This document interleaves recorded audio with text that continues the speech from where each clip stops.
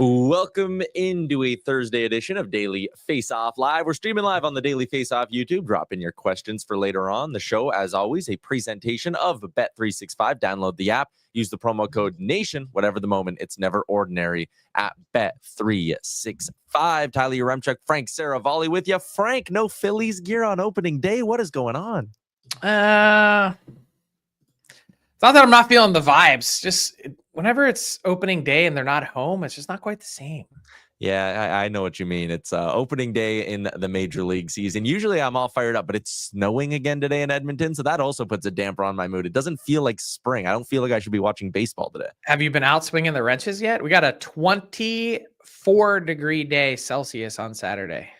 You're making me want to come back to Philly, actually, with that kind of weather. Anyways, we're going to get into the hockey talk here. That's what people want. And speaking of Philly, Frank, they made some big news earlier today. John Tortorella is out as head coach. He was in the third year of a fourth-year deal. He does not make it to the end of that third season. And you see here a coaching career that began all the way back in 1988 as an assistant. Torts is done in Philly. Frank, were you at all surprised by this, or did his comments yesterday maybe poke the Flyers in this direction? No shock at all to me. 36 hours after essentially saying, I'm not interested in learning how to coach a team in this spot, the Flyers had to take action. You can't have someone as the front-facing public face of your organization saying that he doesn't have any interest in coaching a team that's going to be in the same exact spot next season. They're not going to be vastly different. And that's something that probably, if he was saying it publicly, which he's obviously no dummy, to media in Toronto after your team gets waxed 7-2, you know exactly what you're broadcasting. And if he is saying it publicly, then he had obviously been internalizing it and feeling it for a while, this team that's been out of the mix for basically more or less the entire season. They have not been a threat. How else would this end? He had to have known that those words coming out of his mouth would be untenable for the Flyers organization moving forward. They're grasping for relevance. They're struggling to compete. They've got a group of players that are beaten down. They've lost 11 of their last 12 or something to that effect. They saw two of their closest friends and teammates traded away earlier this season in Frost and Farabee, two guys that were basically, I think, depressed by John Tortorella in their career path and development. There was no end road for them, no light at the end of the tunnel for them in Philadelphia, largely because of the coach. And then now you make this decision, which kind of puts you back at square one. We'll get to the next step and what they need in the next coach, but this was a move that had to be made if you're Danny Briere and Keith Jones. Those words cannot come out of his mouth, and it's even more troubling that they were thoughts prior. Yeah, reading Danny Briere's statement that he put out this morning, love that Briere pointed out just how much work Tortorella does in the community. I think as much as Torts is a prickly character in front of the camera and as a coach, I think as a person, everyone recognizes and respects what he does away from the rink. But there was a line in there where Briere said, John played a vital role in our rebuild. He set the standard of play and reestablished what it means to be a Philadelphia Flyer. And the reason I want to bring this up is you don't exactly tie in Torts and what he's done in his career with a guy who would be a good coach for a rebuild. And because he's not. Pardon? I was going to say because he's not. Because he's not. And where I wanted to go with this, and I don't want it to come off in the wrong way, but if you gave the Flyers in some magical world a redo, do you think they would like to redo this hire? Was he maybe just, when you look back, not the right guy to bring on and take on this kind of challenge? Well, I've been saying it for 3 years on our show. I mean, undeniably great coach. Like, please do not mistake the message. Undeniably great coach, poor coach for a team embarking on a rebuild. And to be fair, and I think this should be pointed out when you ask the question about a redo, John Tortorella was not hired by Danny Briere and Keith Jones. They inherited him. So they were in a spot where they have this guy making by NHL coaching standards, pretty massive money. It was a 4-year, $16 million deal. They're not in a position to just chuck that out the window the first 5 minutes they arrive. And they look, when it comes to setting the standard, my issue with that is that John Tortorella is not the arbiter solely of what a standard is. And I love that he has compete thresholds and he wants his team to work as hard as possible. But when I say going to great coach, wrong coach for a rebuild, it's because he also at the same time squeezes every drop out of every team that he's ever coached. And when that's the case, you have a year like last year where you're picking in the middle of the first round as opposed to the top 5. And it just kind of further delays the process that you're trying to get to with finding high quality players to build your team around. And then the next part of it is the drafting and development part. But John Tortorella, and I want to say this very clearly, John Tortorella, when he says about playing the right way or what it takes to play the right way, I'm not saying that he doesn't know what it is. Of course he does. He's won a Stanley Cup and he's beaten that into players year after year, but he's not the sole arbiter of that. Yeah. So as we move on to what's next, and we'll talk maybe a little bit more about Torts in just a second, but in terms of what's next for the Flyers, like I just kind of said, would they have maybe liked to redo with that hire? And you said Briere and Jones didn't hire him, but this next move that they make, is it going to maybe tell us a little bit about how they view themselves? Like, are they going to go after, and I saw people doing like Rick Tocchet's a free agent, there's your guy, like that's a fit in Philly. Are they going to go that route and go with an established, not retread, but a head coach who they maybe think can make them more competitive and push them to the playoffs? Or are they going to go in the direction of, let's get someone who can grow with this team a little bit? I think the smart direction would be going with a coach that can grow with them. It's not that Rick Tocchet wouldn't, or another established head coach wouldn't come in and do a good job. That's not what's in question.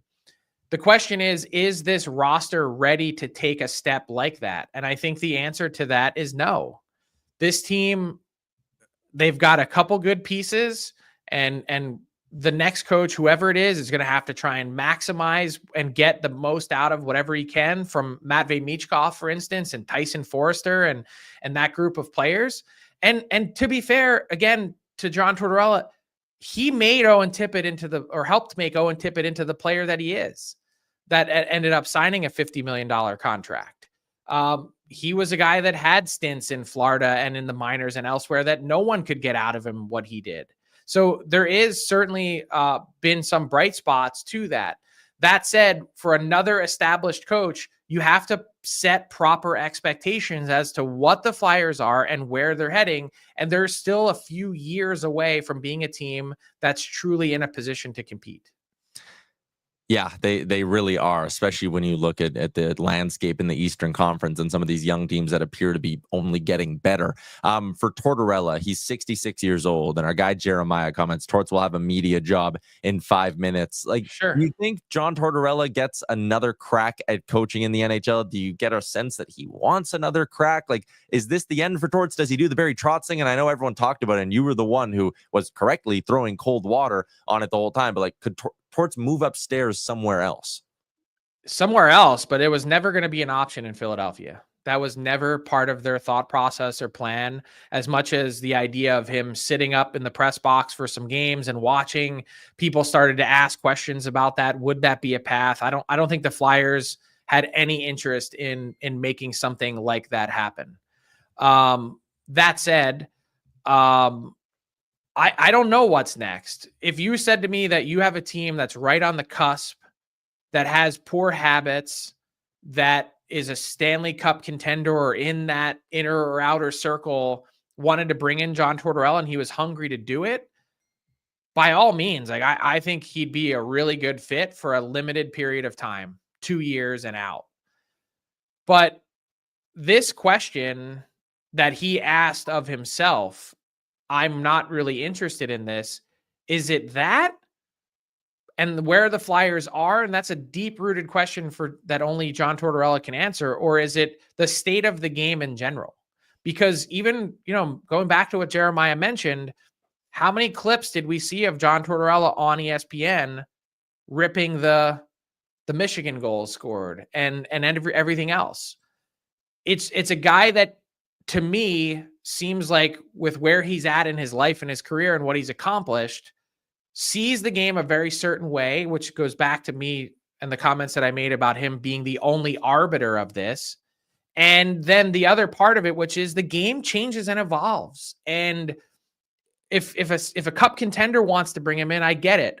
But short of that, going to any other situation remotely close to this, I think would be setting your team back. John Tortorella has not led a team deeper than the second round of the playoffs since the 2011-2012 season when he went on a run as the New York Rangers head coach. Let's keep the coaching talk going a little bit here, Frank. It's going to be an interesting market heading into the summer. We're at a point where teams are seemingly willing to cut bait and make changes quicker than they ever have been. When you look at who the longest tenured coaches are in the NHL, it's guys who've been hired in the last 5 years, and then John Cooper and Mike Sullivan pretty much. But there's a couple of teams who still have guys sitting with interim tags right now. So let's start there. Boston with Joe Sacco, Chicago with Anders Sorensen. You get the sense that those two teams are just going to stick with the guy they got, or could they be looking, like Philly, for a new coach this summer? No, I think they're going to be looking. I mean, you watch the Bruins' effort, and it's right to be highly critical of that. Then you look at Anders Sorensen in Chicago, and I know that some people were all over him yesterday. Why wasn't he more vocal on the bench, critical of the referees? Like, I thought his quote after the game was actually perfect. Like, what's the point of me freaking out? The call's been made. I'm not going to change the call. Isn't it better to just try and establish a relationship with these guys and hope that the next time it comes around that it helps you? I thought that was, for him to voice that publicly, you almost never hear that. And it was odd to hear the TNT broadcast kind of be so critical of him. Nonetheless, I do think that the Blackhawks are going to be moving on. So where are the other potential openings? I think the list is longer, aside from the Flyers, than you or I might have imagined, given some of these tenures. I think the Seattle Kraken are in a position, even after just 1 year of Dan Bylsma, that they might have to make a tough decision and move on.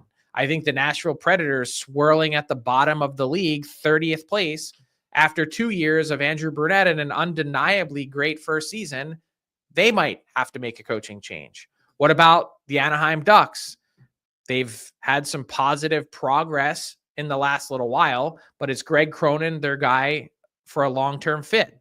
The New York Rangers, Peter Laviolette. I'll be very surprised if Peter Laviolette's the coach of that team on May 1st. That leaves some other teams, the Pittsburgh Penguins, question marks about Mike Sullivan. We talked about Danny Briere inheriting John Tortorella. What about Kyle Dubas inheriting Mike Sullivan? Sullivan is, again, undeniably a great, great coach. We saw that again at Four Nations, that he is. A reminder for everyone. Will the Penguins make a change? So those are some of the more high-profile looks. And then you've got Rick Tocchet's head at the bottom of our toolbar here. Rick Tocchet doesn't have a contract next year.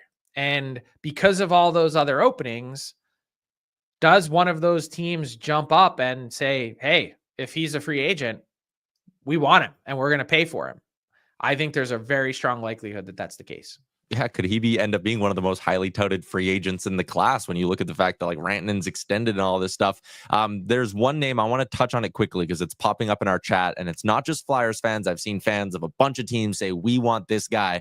6'10 MRA, give me David Carl. He is the guy outside the NHL that a lot of fan bases go, he could be the next great head coach. Do you think there's an appetite for Carl to leave what is a great setup in his college system? It's going to have to be a great, great opportunity, and not just in dollars, but also in term and also in commitment. And I just went on a very long rant about this on the DFO Rundown with Jason Greger. We just finished taping it, and I spent 5 to 7 minutes specifically just talking about one of the Blackhawks or Flyers thinking outside the box and making a long-term commitment to David Carl, even though he has no NHL experience, 2 national titles at Denver, 2 back-to-back gold medals at the World Juniors for Team USA, but beyond that has built a program, understands what it's like to get a player as a freshman and try and develop him to the time he's a senior. Also to recruit and go through the process of analyzing players and picks.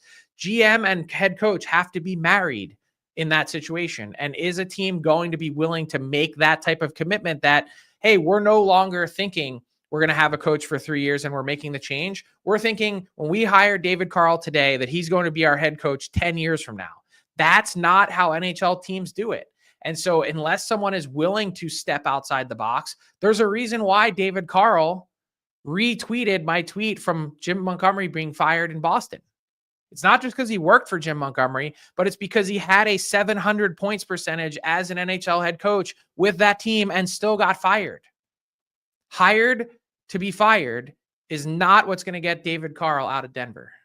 Yeah, you mentioned the Montgomery thing. Another name is Jay Woodcroft, who's sitting there with his great record going, how the hell have I not had a job in almost 2 years? But we'll maybe continue the coaching conversation another day or maybe even tomorrow on the show. But for now, Frank, let's go back to the playoff race. Our nightcap for last night is brought to you by JP Wiser's, proud to be the official whiskey of the NHL, offering Canadian hockey fans a premium drink choice to enhance every game night. JP Wiser's, the official whiskey of game night. Last night, as you look at the scoreboard, a couple of results that really don't mean a whole heck of a lot, but one that certainly does. It's the Vancouver Canucks going out on the road and beating the New York Islanders. A big loss for the Islanders in this one. A massive, massive win for Vancouver, who's now won back-to-back games and is squarely in the mix out west. And we've talked a decent amount about the Canucks already this week, Frank, but as I look at this Western Conference wildcard picture, I'm starting to raise an eyebrow at the Minnesota Wild going, ooh, they're not as secure as I thought they were. Am I correct in thinking that? You are correct, but having Kirill Kaprizov and Joel Eriksson Ek back and skating again is a big step forward, and it becomes a math problem because the Wild have the ability to basically just milk, squirt some points, and they're in a spot where it's going to be almost impossible for someone to catch them. So they've also got some tiebreakers. You can see by their 40 wins, etc., that they're in a pretty decent spot. Let's throw that Canucks Islander box score back up on the screen again, because I want to highlight for you. Look at the 6 guys in that window for the Vancouver Canucks. Kiefer Sherwood, Teddy Bluger, Atu Ratu, Derek Forbort, of all people, Drew O'Connor, and Pius Suter. These typically aren't guys that get you in the playoffs, but I think the Canucks deserve a whole ton of credit. And we just talked about Rick Tocchet. No Nils Höglander, no Elias Pettersson, obviously no JT Miller. He's gone. He's in New York. And Thatcher Demko steps back in after a pretty lengthy absence from February 8th and has been really good on this road trip at a time when the Canucks absolutely needed him. Canucks may or may not make the playoffs, but no one can say that the Vancouver Canucks quit. Absolutely not. And again, their head coach, Rick Tocchet, heaping praise on his team following the game as well. Another big win. You mentioned Thatcher Demko. What a transition, because our big segment today is Carter Hutton in the blue paint. It's brought to you by Charm Diamond Centers, where you can get a custom ring built and delivered in less than 4 weeks with the Charm Masterpiece program. It all comes with their unbeatable pricing policy. For more information, go to charmdiamondcenters.com.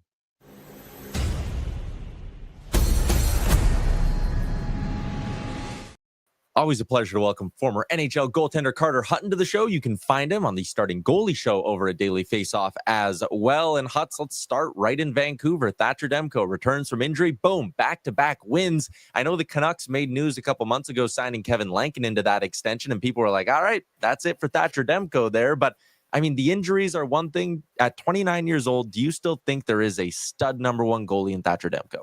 I do, 100% when he's healthy, right? And that's the biggest black cloud over him. Again, Kevin Lankinen has been unbelievable. And I think you look at their season, the only reason why they're in this hunt right now or somewhere close is because of Kevin Lankinen. He's done a great job for a guy who didn't have a job this year. He's come in, they've rewarded him with that contract. But at the end of the day, there's not many Thatcher Demkos around, guys of that high-end skill who is an elite number one when healthy, right? And I think it's been a long road to recovery. We've seen guys go through this before, and we're going to be hesitant with him moving forward. But that being said, down the stretch here, he's been good. He's won his last 5 starts, obviously breaks in between that. But even last night, early in that first period, he made a ton of big saves, a couple showstoppers. And for me, I think just confidence in this team. You see him in the pipes versus seeing Kevin Lankinen, it's a big difference for team morale.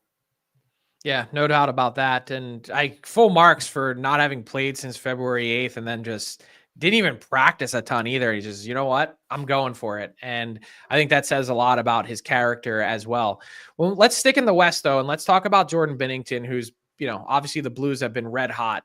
Have you seen a difference in Binnington's game since 4 Nations? Do you think that tournament run, getting all those starts and that pressure cooker moment in that championship game, has that given him a shot in the arm?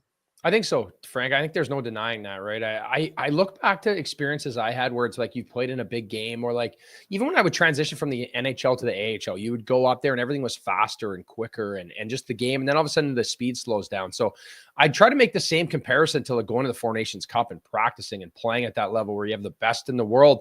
And then you come back to the old lonely NHL where it's, maybe one or two studs per team, right? And it's a different sort of game where you're facing a lot more pressure. And I think for him, building off of that is so important, right? You look back at his Stanley Cup run, he has that. Now there's a big lag of time in between. So I think for him getting back to that confidence / cocky Jordan Binnington we all know and love, he wears it on his sleeve. And I think that is so important. And again, Jim Montgomery being there now for a good chunk of time is a big important factor in the St. Louis Blues team's success because, he is a great coach and he has guys playing the right way. And I'm sure, Ty, you feel it right now watching Holloway and Broberg play so well for those Blues. Yeah, you had to go there, didn't you? Yeah, it's too easy. Were you ever in a spot like that? Like, it's one thing to think that you belong with the best players in the world, but then once you actually go and do it, how does that change things for you? Like, did you have a moment where you're like, I think I could be an NHL goalie, and then you go and do it, and then you're like, man, I can hang here? Yeah, I definitely had a few moments that stuck out with me. I think when I would see comparables, Frank, for me, like not being drafted, kind of having to fight and claw my way up was definitely a different perspective than being just a first rounder who knows you're good. Where I remember getting called up to the NHL my first time in Chicago and I played, right? And then I went to Nashville and I ended up getting a chance to play to start the year, made the team out of camp. And then I'd win some games and I'd look over at a goalie that I had played against in the American League and he was having success. It was almost like I had that measuring stick. If he can do it, I can do it. And I felt like you get a bit of imposter syndrome, especially being in the position I was in. You get there and you're like, I'm tying my skates in Chicago beside Jonathan Taves and Patrick Kane. I'm trying not to do anything stupid because I want to make sure I stay on the team. But in that sense, seeing comparables, other goalies for me gave me a lot of confidence to go out there and have that more internal arrogance to, play well and know that I was good enough to be there. Yeah, it's an interesting feeling. I've had that a few times in my career where like all of a sudden, like you're sitting down on a panel next to Bob McKenzie and you're like, how did I get here? What happened? It's a weird feeling. When it comes to the East, let's transition to Sam Montembeault because they're in a fascinating spot. Obviously, a pressure-packed each game is a playoff game, but he's played a ton, and he's rapidly approaching 60 games, and in fact may get here down the stretch because they don't really have many alternatives because Dobesh, when he's been in there, hasn't played great. And there seemed to be some, I read something from Pierre Maguire the other day who said, hey, everyone's figured out that Dobesh, you shoot high and you're scoring on him. Is there something to the book with Dobesh? And what would you do with Montembeault moving forward? Watching Dobesh play, it's one of those things. I've seen it so many times in the NHL. Someone comes in, they're playing on emotion. I've used this comparison a lot with Shilov's last year in the playoffs, right? He comes in and they're like, hey, we have the goalie of the future. And now you got to try to stay in an NHL season. You have to be up the whole time and guys start to figure you out. I think there's a lot of potential in him. I think he just needs to back his game up. He's super aggressive at times, and I feel like the game starts to pick you apart when you aren't in position and really calm on your feet.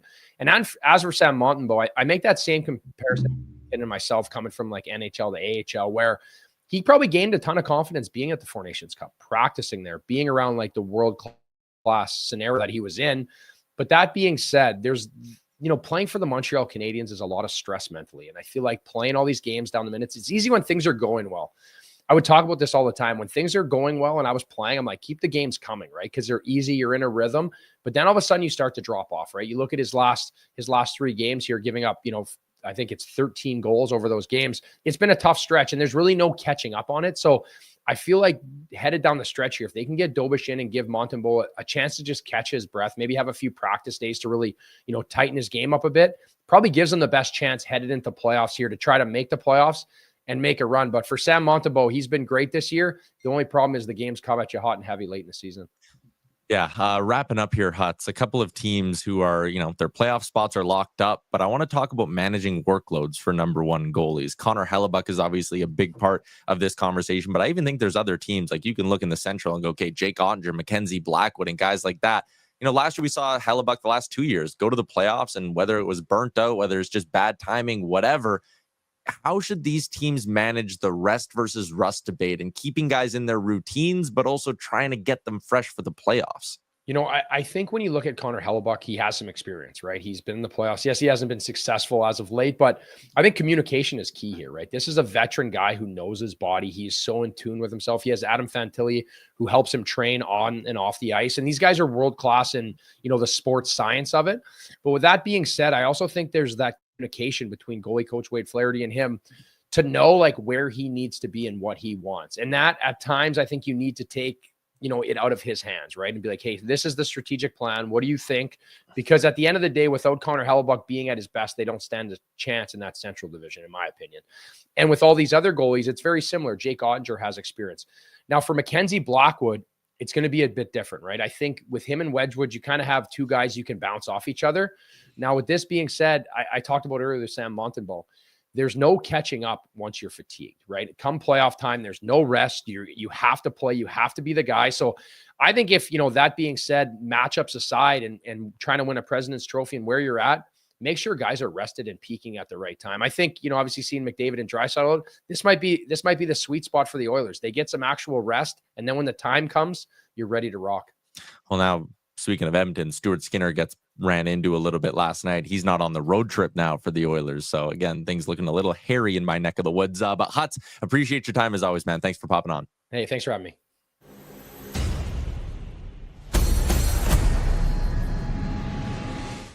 Moving along to our daily Faceoff inbox question, hashtag askdfo. We got a good comment here when we were talking about the Canucks from Tage Fan 7272. Wonder who his favorite team is. He says, no one says Quinn Hughes, or no one can say Quinn Hughes is quit. And Frank, where I want to go with this, twice now in the last week, he's played north of 30 minutes in a game. It's crazy. He got hurt and it kind of took him out of the Hart conversation. If the Canucks get in, is there not, like, Quinn Hughes should be on some ballots, no?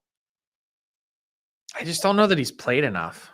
And I mean, if we're talking most valuable to, like, by the letter of the law, he is, like, it's hard to argue. He is clearly the most valuable player to his team.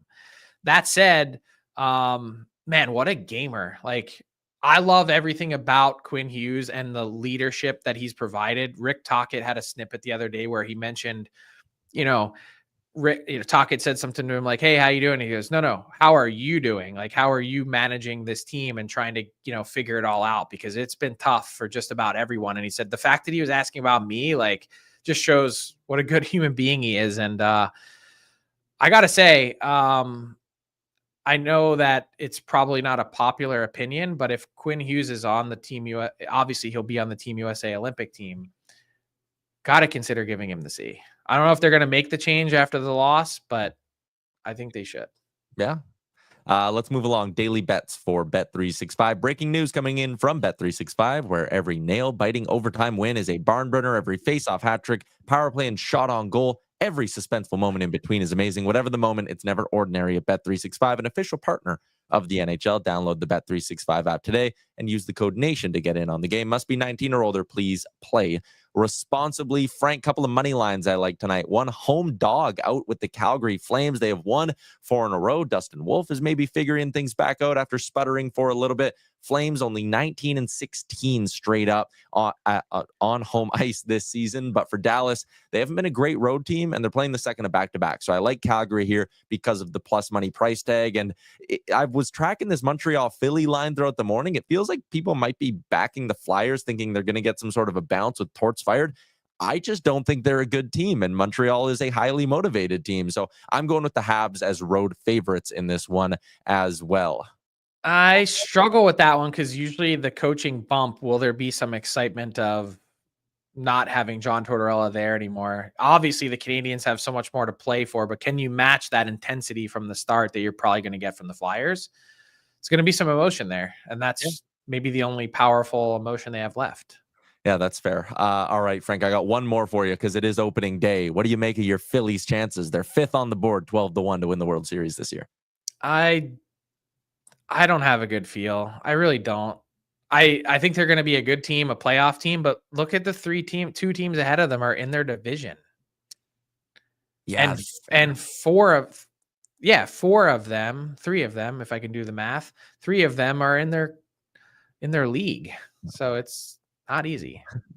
Like, I don't remember a time I've ever seen something like this. The Dodgers being plus 225 to win it all is absolutely bonkers. Like, How could you go against them? Like that rotation, it's almost like they're playing in a different league with the amount of money they've spent.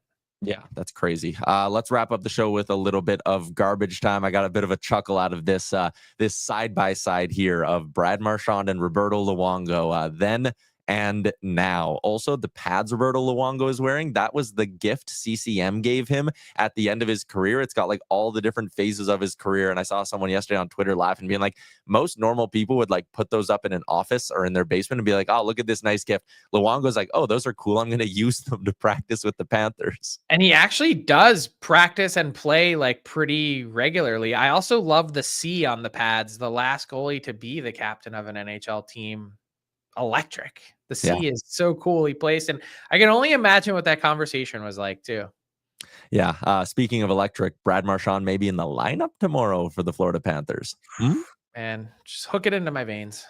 And that is going to be, again, it's weird to see, but I'm still excited to see what Brad Marchand can do with that team. Him and Tkachuk eventually on the same ice in a playoff game.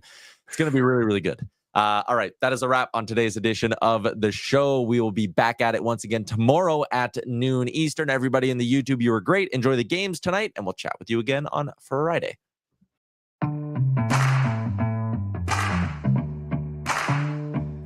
What's up, hockey fans? If you enjoyed that video, then you're going to want to hit the subscribe button to not miss any of our content. From daily live shows with Frank Seravalli to analysis from former NHLers to exclusive interviews with some of the biggest names in the hockey world on Frankly Speaking. You're going to want to hit that subscribe button and stay up to date with everything going on in the hockey world.